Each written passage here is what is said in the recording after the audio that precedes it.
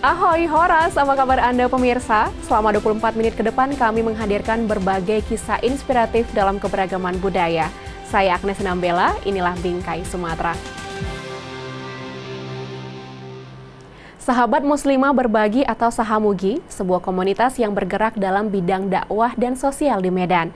Belum lama ini mereka hadir memberikan kebahagiaan kepada anak yatim dan duafa di Geria Yatim dan Duafa Medan. Nah, seperti apa aksi mereka pemirsa? Berikut liputan selengkapnya.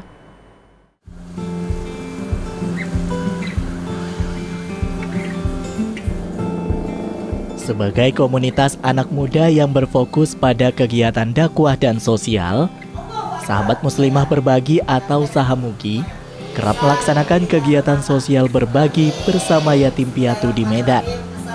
Seperti belum lama ini, mereka tengah berbagi dengan anak-anak di Geria Yatim Duafa Medan. Sahamugi ingin dapat terus mengasah rasa kepedulian dan bertanggung jawab kepada sesama, terutama anak yatim piatu. Proja kami juga ada peduli anak yatim piatu. Nah, selain kita berbagi kebahagiaan bersama mereka, anak-anak dari Sahamuginya sendiri itu pengen merasakan bagaimana mendapat senyuman dari anak-anak yatim piatu itu sendiri. Makanya hadirlah kegiatan hari ini menginspirasi mereka. Oh, ternyata seperti ini kehidupan anak-anak yatim piatu. Dan mereka mengambil ibrohnya sendiri bahwa saya masih punya orang tua nih di rumah. Kadang saya marah sama orang tua, kadang saya ini, tapi melihat kondisinya sekarang, mereka melihat anak-anak yatim piatunya tidak pasrah, mereka malah tersenyum. Nah, anak-anak ini pasti mengambil ibrohnya. Dalam kegiatan ini, Sahamugi mengadakan aktivitas literasi berupa membaca bersama anak-anak yatim piatu. Para relawan Sahamugi berupaya mengajak dan mengajarkan anak-anak untuk gemar membaca.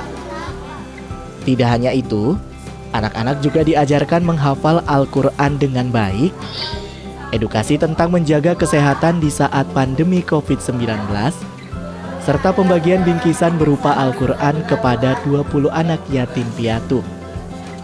Melalui kegiatan ini, Sahamugi ingin menanamkan nilai-nilai empati, peduli, dan kasih sayang terhadap sesama, serta menjadi inspirasi kepada masyarakat untuk lebih peduli terhadap anak-anak yang membutuhkan bantuan.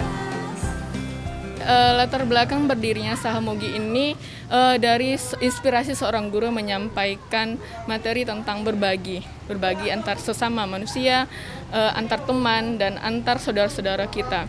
Nah, lahirnya ini anak-anak terinspirasi dari pernyataan dari seorang guru itu tadi. Nah, mereka berencana untuk bagaimana nih supaya kita bergerak dalam berbagi, karena berbagi itu pasti indah gitu. Kegiatan sosial ini mendapat sambutan dan antusiasme yang tinggi dari anak-anak yatim dan pengurus Geria Yatim Duafa Medan. Agus Budiarto, selaku Kepala Asrama Geria Yatim Duafa Medan, mengaku senang dengan kehadiran Sahamugi. Ia berharap kegiatan sosial edukasi seperti ini lebih sering dilakukan oleh anak-anak muda. Kami sangat terima kasih sekali atas kehadiran dari kakak-kakak dan abang-abang dari Sahamugi yang telah hadir di tempat tinggal kami, di kediaman kami, Yayasan Geria Yatim dan Duafa. Insya Allah ini memberikan motivasi kepada anak-anak kami, anak-anak asuh kami, supaya mereka lebih memahami daripada arti berbagi, juga mendapatkan berbagai macam ilmu, bagaimana ilmu kesehatan, tentang ilmu bagaimana membaca. Ya, kami sangat berterima kasih, mudah-mudahan acara ini bisa diulang lagi ya, ataupun mungkin suatu saat nanti bisa datang ke sini kembali. Harapannya untuk Sahamugi itu sendiri itu adalah kita berharap jangan sampai di sini saja, karena saya juga cemas. Ini anggotanya anak-anak SMP. Bahkan mereka bilang, kalau seandainya kami tidak sama Umi lagi, bagaimana kami, bagaimana Sahamugi? Saya bilang dimanapun kalian berada, gerakkan kebaikan. Kepedulian harus dipupuk sejak dini. Aksi peduli Sahamugi yang menanamkan nilai-nilai berbagi kepada para anggotanya diharapkan dapat terus tumbuh dan menjadi inspirasi bagi pemuda lain untuk terus berbagi.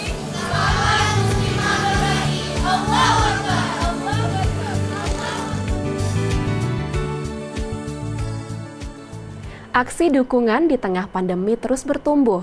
Kali ini dari Kelurahan Mekar Sentosa, Kecamatan Rambutan, Tebing Tinggi, Sumatera Utara. Kelurahan ini memberikan pelatihan dan backlog jamur tiram gratis kepada warganya.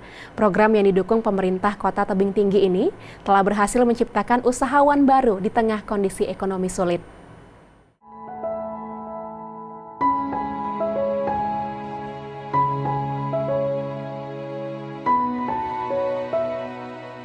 Bahwasanya di sini ada produksi pembuatan backlog jamur tiram. Akan tetapi di Kelurahan Mekar Sentosa tidak ada satupun. Iya, tidak ada satupun masyarakat ataupun keluarga yang berusaha melakukan budidaya jamur tiram. Padahal ada potensi yang bisa kita ambil dari hal tersebut. Pandemi COVID-19 berdampak hampir pada setiap sendi kehidupan masyarakat, salah satunya ekonomi. Pemutusan hubungan kerja, penurunan pendapatan, sangat berdampak pada kesejahteraan masyarakat, khususnya bagi warga yang tinggal di Kelurahan Mekar Sentosa, Kecamatan Rambutan, Kota Tebing Tinggi. Untuk menggerakkan kembali roda perekonomian warga, Kelurahan Mekar Sentosa yang dipimpin oleh Azanul Akbar Lubis memberdayakan para ibu rumah tangga untuk mengikuti program budidaya jamur tiram secara gratis. Pemberdayaan masyarakat harus berangkat dari potensi yang ada di wilayahnya masing-masing. Berangkat dari iktikat baik kita, niat baik kita, ya kan. Bagaimana selama ini dana yang dikucurkan oleh pemerintah ini tidak hanya menyentuh pembangunan sarana dan prasarana fisik saja. Ya kan. Kita mencoba untuk mengubah ataupun mengarahkan kebijakan-kebijakan yang mampu kita lakukan untuk sisi pemberdayaan masyarakat. Justru dengan adanya pandemi COVID-19 ini, yang mana kegiatan masyarakat ini lebih banyak dilaksanakan di rumah, maka mereka lebih fokus untuk melaksanakan ataupun melakukan budidaya jamur tiram ini, ya kan. Jadi semakin suasana kita pada masa pandemi COVID-19 ini, masyarakat yang sebagian besar waktunya dihabiskan di rumah, mereka lebih fokus untuk bagaimana mengembangkan budidaya jamur tiram ini. Hingga saat ini terdapat lebih dari 20 rumah tangga yang melakukan budidaya jamur tiram di rumah mereka masing-masing. Setiap rumah tangga mendapatkan jatah 100 backlog jamur secara gratis. Dalam satu hari, Kelurahan Mekar Sentosa bisa memproduksi 20 kg jamur tiram. Proses budidayanya pun terbilang cukup sederhana. Backlog atau media tumbuh jamur hanya perlu diletakkan di tempat yang terlindungi dari sinar matahari langsung, lakukan penyiraman secara rutin, tunggu beberapa hari hingga kemudian jamur tiram tumbuh dan siap dipanen. Suryani adalah salah satu ibu rumah tangga warga Kelurahan Mekar Sentosa yang mengikuti program budidaya jamur tiram. Kini ia mengaku dapat mendukung kebutuhan sehari-hari di rumah tangganya dengan menjual jamur tiram. Suryani pun bertekad terus menekuni dan mengembangkan budidaya jamur tiram di rumahnya. Sangat membantu. Ya, selama ada budidaya jamur, ya kami di sini ibu-ibunya ya ada kegiatan, ya bisa menghasilkan uang, jadi bisa untuk menambah ya ekonomi, terutama di pandemi ini. Kedepannya ya mesti ada tambahan lagi lah Pak, itu. Ya ini kan dibilang terlalu sedikit lagi tuh Pak. Budidaya jamur tiram ini dapat memberikan tambahan perekonomian kepada masyarakat. Setelah kita hitung-hitung bisa mendapatkan 2 kali lipatnya. Apanya ini? 2 kali lipat? Hasil daripada modal yang ditanamkan. Iya. Jadi ketika satu backlog itu dibeli dengan harga Rp5.000, masyarakat bisa mendapatkan Rp15.000 dari satu bed tersebut. Ya, dan ini telah kita buktikan. Program budidaya jamur tiram yang diinisiasi oleh Kelurahan Mekar Sentosa perlahan berhasil menambah penghasilan warga. Kini Kelurahan Mekar Sentosa mulai dikenal sebagai kelurahan penghasil jamur tiram di Kota Tebing Tinggi.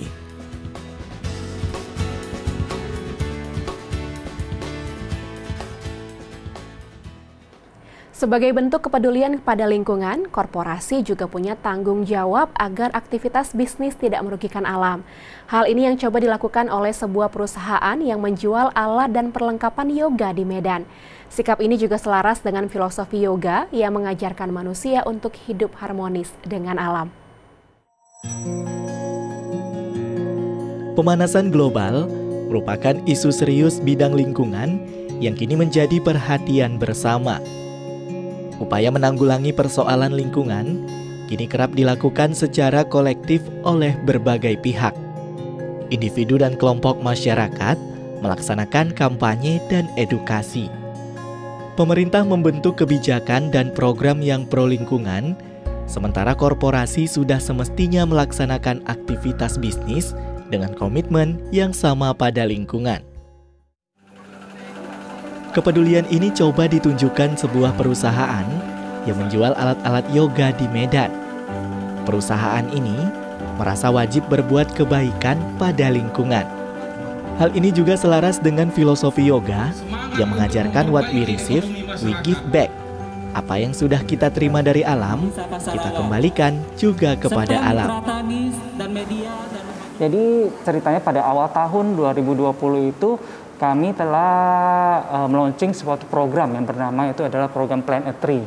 Ya, Plant a Tree itu di mana kita program kami ini dan kita akan menanam satu pohon untuk tiap satu produk yang terjual. Ya, jadi awalnya dilakukan dimulai dari awal Januari, namun karena pandemi ini kita pending sampai akhirnya akhir tahun 2020 tepatnya tanggal 20 Desember 2020 ini kami telah menanam sebanyak 3.000 batang pohon. Untuk kelestarian lingkungan juga lah membantu di Desa Pasarawa, Kecamatan Gebang, Sumatera Utara. Jadi memang profit itu dalam perusahaan itu penting untuk kelangsungan suatu perusahaan, untuk membiayai masyarakat, untuk membiayai SDM manusia di dalam perusahaan tersebut. Ya, tapi kita juga memiliki tanggung jawab sosial untuk lingkungan ini. Jadi makanya kita meluncurkan suatu program namanya program Plant a Tree. Nilai-nilai ini yang menggerakkan Nirvana Yoga untuk berkontribusi lewat program penanaman pohon atau Plant a Tree belum lama ini. Aksi pertama dilakukan di Desa Pasarawa, Kecamatan Gebang, Kabupaten Langkat, Sumatera Utara. Perusahaan yang berdiri di Medan pada tahun 2015 ini menyumbangkan 3.000 bibit pohon sengon kepada warga Desa Pasarawa. Sekarang ini kita tahu sendiri ya, yang kita alami ini sekarang, yang kita hadapi sekarang itu adalah perubahan iklim ya, dan cuaca ekstrim yang begitu drastis, yang begitu ekstrim lah, dia sangat mengkhawatirkan ya, seperti bencana yang terjadi di mana-mana, kebakaran hutan di mana-mana. Sekarang kebakaran hutan ngeri meluas banget ya, kita ketahui beberapa tahun belakangan ini terjadi kebakaran hutan di Australia begitu luas, di Amerika Serikat, di Brazil, dan juga negara kita sendiri Indonesia yang telah mengakibatkan terjadinya bencana alam seperti banjir dan hilangnya tempat tinggal sawah-sawah liar, kepunahan sawah-sawah yang telah dilindungi. Nah, ini sangat mengkhawatirkan. Kondisi hutan Pasarawa memang memprihatinkan, baik hutan darat maupun hutan mangrove. Sebagian besar lahan sudah dialihfungsikan menjadi perkebunan sawit. Dulunya, warga dapat memanfaatkan hasil hutan untuk kehidupan sehari-hari. Kini, hal tersebut sulit terjadi. Oleh karena itu, hasil kayu pohon sengon ini nantinya diharapkan dapat membantu perekonomian warga. Kepedulian perusahaan ini pada hutan Pasarawa memberikan semangat baru kepada warga, apalagi untuk lembaga pengelola hutan desa atau LPHD. Organisasi ini dibentuk atas keresahan warga akan kondisi hutan yang buruk. Bersama-sama dalam wadah ini, warga Pasarawa bergotong royong memulihkan hutan mangrove. Dengan adanya bantuan bibit, Kini saatnya warga fokus mengurus lahan darat yang juga membutuhkan perhatian. Ya harapan kami ya setiap manusia itu ya punyalah tanggung jawab sosial terhadap lingkungan, karena tingkat kelestarian lingkungan itu berbanding lurus dengan tingkat kualitas hidup manusia. Tingkat kelestarian lingkungan itu berbanding lurus dengan tingkat kualitas hidup manusia. Jadi kalau kelestarian lingkungan bagus, tentu kualitas hidup manusia bagus juga, dan begitu juga sebaliknya. Jadi ini patut kita sama-sama memiliki tanggung jawab inilah untuk menjaga lingkungan kita supaya lebih lestari. Seluruh warga negara memiliki hak atas lingkungan yang baik. Kepedulian semua pihak untuk menciptakan lingkungan yang baik akan menghasilkan bumi sebagai tempat tinggal yang nyaman bagi seluruh makhluk hidup.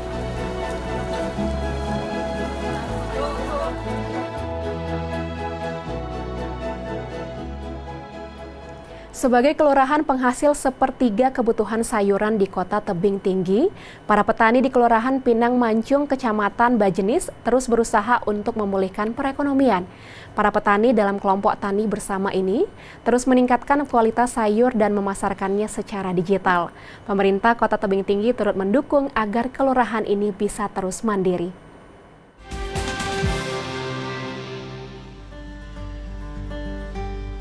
Menjadi salah satu sentra pertanian di Kota Tebing Tinggi, Kelurahan Pinang Mancung, Kecamatan Bajenis, merupakan penghasil 1/3 kebutuhan sayur mayur di Kota Tebing Tinggi. Dari luas wilayah pertaniannya yang mencapai 30 hektar lebih, kelurahan ini dapat menghasilkan 2 ton sayur-sayuran segar dalam satu hari. Pandemi COVID-19 memberikan dampak yang cukup signifikan terhadap perekonomian para petani. Sejak awal Februari 2020 lalu, ratusan petani di kelurahan ini rata-rata mengalami penurunan pendapatan 30 hingga 50% setiap bulannya. Sugiono, Ketua Kelompok Tani Kelurahan Pinang Mancung mengatakan, para petani sempat kesulitan untuk bertahan hidup di tengah kondisi pandemi COVID-19 saat ini. Untuk Kota Tebing Tinggi, Pinang Mancung itu adalah sentra sayur mayur. Kalau untuk Tebing Tinggi pemasok kurang lebih sepertiganya itu untuk pasar sayur Tebing Tinggi itu adalah Kelurahan Pinang Mancung. Primadona kami di sini bayam, kangkung, sawi, tanaman pendukung macam inilah Pak, tomat, ada timun-timun, terong, cabai, bahkan melon juga, semangka juga kita bisa produksi di sini. Ya selama pandemi ini, apalagi selama anak sekolah nggak sekolah ini Pak, libur, memang sangat terasa karena tingkat konsumsi anak sekolah, baik dari segi sarapan dan juga jajanan itu yang seperti bakso-bakso, mie, lontong itu kan dari hasil pertanian. Jadi dengan mereka libur, tentu jajanan itu kan makin berkurang. Jadi secara otomatis mengurangi pendapatan kami juga lah gitu. Kenapa? Hasil itu tetap, konsumsi kurang. Jadi pasar itu bisa dikatakan beludak lah, dia itu banjir gitu. Meski begitu, para petani tidak memiliki pilihan selain tetap menggarap lahan pertanian mereka untuk bertahan hidup. Guna menyiasati sepinya pembeli di pasar, para petani berinisiatif menjual sayuran mereka secara online melalui berbagai aplikasi seperti WhatsApp, Facebook, dan Instagram. Semangat juang para petani untuk bertahan di tengah pandemi mendapat dukungan dari Camat Bajenis, Dira Astama Trisna, yang turut memberikan edukasi dan sosialisasi tentang penggunaan sarana digital untuk mendukung perekonomian mereka. Kami sedikit memberikan edukasi kepada petani, setidaknya mungkin kalau para petaninya belum bisa menggunakan alat internet ataupun dengan berbasis digitalisasi, kita ajarkan kepada anak-anaknya. Jadi bagi orang tuanya yang mungkin belum bisa, anak-anaknya sudah mungkin pada saat ini sudah pada melek yang namanya digital. Nah, anak-anaknya sudah bisa memasarkan hasil pertaniannya minimal untuk grup lingkungan dari keluarga anak-anak itu sendiri. Ya karena sekarang ini udah zamannya digital ya, ada juga lah yang dengan sistem online kan gitu. Misalkan kita panen melon, kita online kan, kita Facebookan, segala macam lah belanja. Artinya dengan kita pasarkan seperti konvensional biasa, dengan yang seperti itu kan tentunya harganya lebih tinggi yang menggunakan aplikasi. Gitu. Secara pribadi itu sangat terasa, dan apalagi macam sekarang ini kan orang-orang luar juga sudah banyak yang masuk, jadi harga itu kan kompetitif dia Pak, bersaing dia. Nah, jadi pembeli yang sana berani sekian, pembeli yang sini berani sekian, tentunya kan mereka berkompetitif. Jadi akhirnya harga itu bisa terdongkrak lah dia lebih sedikit gitu. Alhamdulillah dengan kepemimpinan pemerintah Kota Tebing Tinggi yang saat sekarang ini, kayaknya dengan pihak kami para petani ini cukup proaktif lah Pak. Artinya dengan dibuktikan bantuan-bantuan sarana Alsintan juga kami diberi, infrastruktur kita Pak yang kita lewati tadi itu. Kalau infrastruktur kami dari sini di lahan pertanian kita ini sudah bisa ring road Pak. Kita kendarai dengan sepeda motor dan becak. Nah, jadi itu sangat mendukung. Kemudian bantuan-bantuan saprodi dan segala macamnya juga sudah kami rasakan. Dengan pemanfaatan sarana digital ini, kini para petani dapat menjual hasil pertanian mereka langsung ke konsumen sehingga dapat meningkatkan harga jual. Terbukti upaya ini berhasil mendongkrak pendapatan para petani yang ada di Kelurahan Pinang Mancung sebanyak 15 hingga 25% setiap bulan, khususnya pada masa kenormalan baru ini. Semangat para petani untuk bisa bangkit mendapat dukungan penuh dari pemerintah Kota Tebing Tinggi. Dukungan ini direalisasikan ke dalam bentuk bantuan berupa bibit, pupuk, peralatan pertanian yang memadai, hingga melakukan digitalisasi untuk seluruh usaha mikro kecil menengah yang ada di Kota Tebing Tinggi. Pertama kami sampaikan jangan putus asa, jangan patah semangat, tumbuhkan kreativitas dan inovasi, pemerintah akan mendukung sepenuhnya. Kita juga sekarang sedang membina UMKM kita, lebih kurang 13.000 orang, dan kita bekerja sama dengan Pemprov Sumatera Utara saat sekarang ini ingin menghidupkan UMKM ini, maka kita melakukan digitalisasi UMKM. Kita punya tagline untuk Tebing Tinggi, kita bangga produk Tebing Tinggi, kita dukung pengusahanya, kita bela pengusahanya, kita beli produknya. Pada akhirnya sangat penting bagi kita sebagai masyarakat dan konsumen untuk mendukung para petani yang tengah berjuang keluar dari masa-masa sulit. Dengan membeli produk petani lokal, mengonsumsi sayuran sehat, masyarakat akan saling menguatkan.